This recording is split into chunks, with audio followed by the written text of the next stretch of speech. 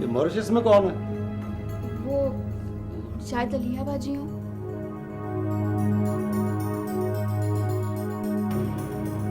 उल्लू का पट्टा।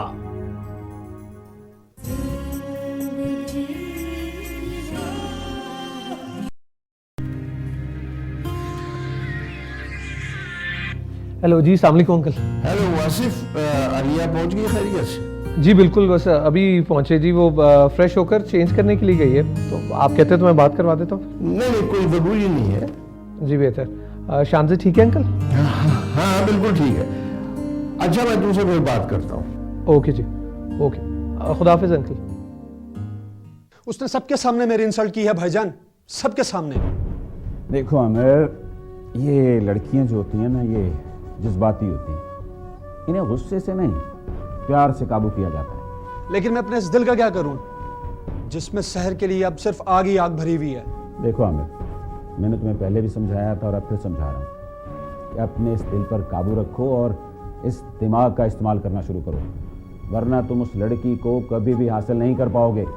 शहर मेरी मोहब्बत नहीं, जिद बनती जा रही है और अब उसे मैं हर कीमत पर हासिल करूंगा।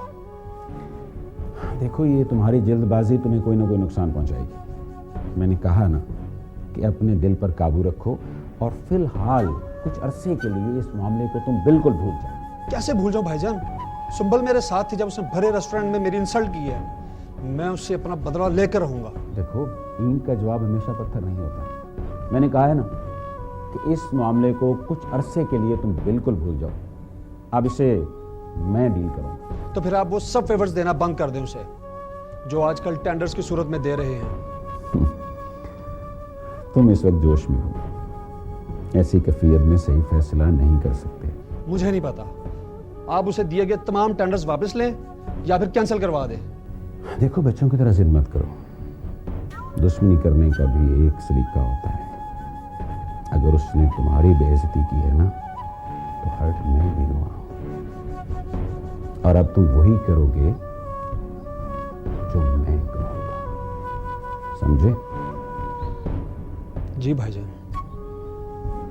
तुम शहर के पास जाओगे और उसे इस बात का बिल्कुल भी एहसास नहीं होना चाहिए कि तुम उससे नाराज हो। क्या?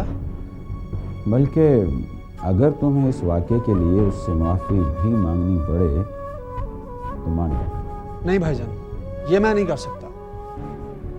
तुम्हें ऐसा करना पड़ेगा आमिर, इसलिए कि बाज़ औक़ात दुश्मन पर वार करने के लिए 2 कदम पीछे भी हटना पड़ता है।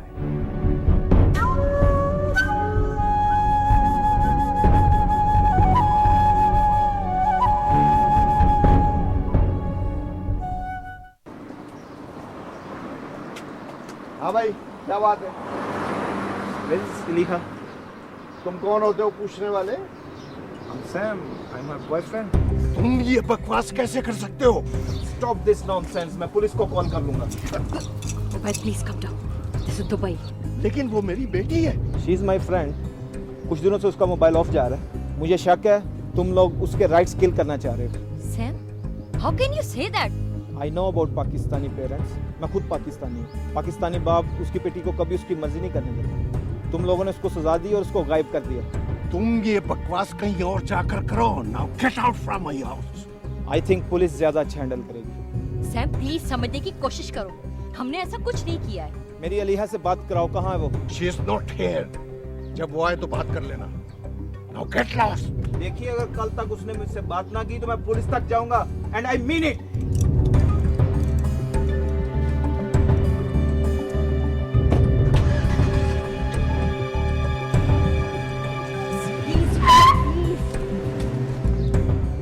ये बॉयफ्रेंड कहाँ से निकल आया? भाई प्लीज, आप इतनी जल्दी गुस्से में मत आया करें। हम अलिया से बात करेंगे, पूछेंगे कि मामला क्या है। चलिए आप अंदर चलिए, आइए।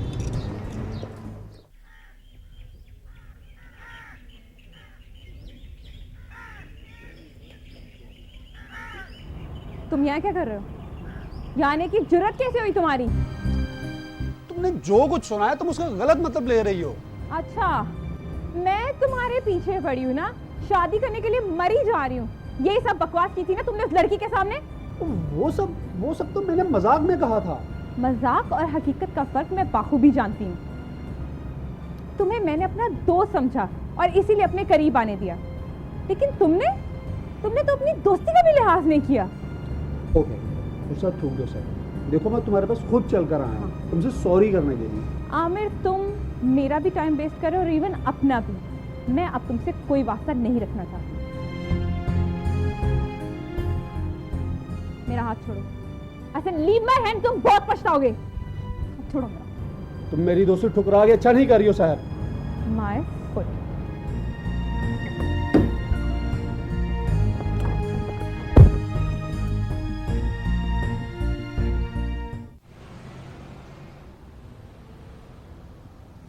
अगर आप अपनी जिम्मेदारी को अच्छे तरीके से नहीं निभा सकते हैं तो ये मेरा प्रॉब्लम नहीं है। मुझे शाम को पूरी डिटेल अपनी टेबल पे चाहिए। सो प्लीज इस काम को कंप्लीट कीजिए। आपकी क्या प्रॉब्लम्स है, it's none of my business. इस काम को कंप्लीट कीजिए और हर हाल में कीजिए। Thank you.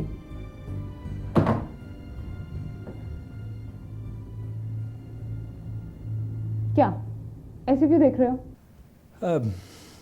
एक्चुअली मैं ऑब्जर्व कर रहा था कि आज मैम शैला ने डांटने की जिम्मेदारी आपके हवाले कर दी। नहीं, ऐसी कोई बात नहीं है। बस घर से निकलते हुए एक ऐसा वाकया हो गया जिससे मेरा पूरा मूड ऑफ हो गया। खैरियत, क्या हुआ? आमिर आया था घर पे। उसने कोई बदतमीजी तो नहीं की? नहीं, बदतमीजी तो नहीं की, सॉरी कहने आया था। लेकिन अब मैं उसकी शक्ल भी नहीं देखना चाहती और ये बात मैंने उसे बहुत अच्छे तरीके से समझा दी है। नेक्स्ट टाइम मेरे सामने नहीं आएगा। गुड। वैसे तुम किस सिलसिले में आए थे? ये मैं आपको दिखाने आया था कि पिछले 15 दिन की प्रोडक्शन रिपोर्ट और इस फाइल में पिछले 15 दिन के जो पेंडिंग ऑर्डर्स हैं उनकी डिटेल। तुम्हारे सर पे हर वक्त काम क्यों सवार रहता है?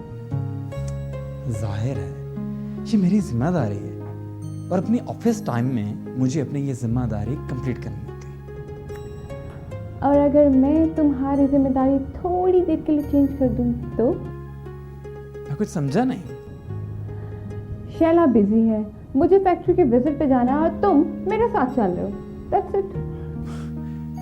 देखें, मैम शैला ने मुझे कुछ और काम। शैला से मैं बात करूंगी, कोई प्रॉब्लम नहीं है। तुम सिर्फ चुप करके मेरे साथ चलो।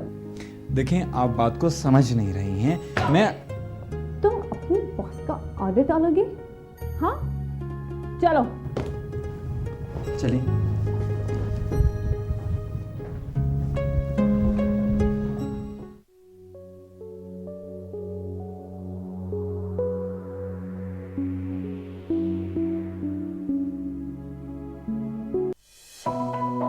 तमाम मोबाइल फोन कस्टमर्स और रिटेलर्स को मुत्तला किया जाता है कि नई सिम्स की खरीदो फरोख्त के लिए PTA के महफूज और आसान तरीक़ाकार को अपनाइए, जिसके मुताबिक नई मोबाइल सिम्स सिर्फ मुताल्लिका कंपनी के फ्रेंचाइज या ऑथराइज्ड रिटेलर्स से ही खरीदें और रिटेलर्स अपने ऑथराइजेशन सर्टिफिकेट को नुमाया जगह पर आवेदन करें।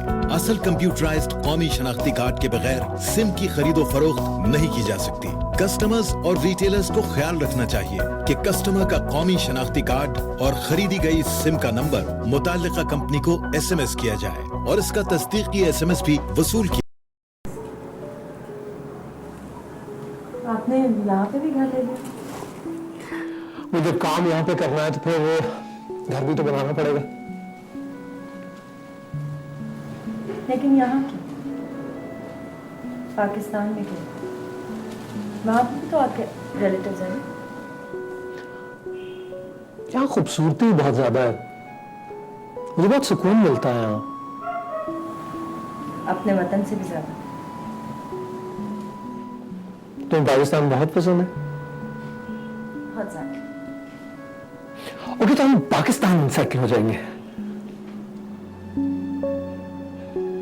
वो आपके रिलेटिव्स भी है ना वहाँ? वो क्या करते हैं? एक अंकल है, उनका बेटा है रोहान, वो कुछ मॉडलिंग की तरफ आके। ओ गॉड, क्या? वो उसे तो इन्हीं दिनों में एक शूट के लिए आना था। Let me check.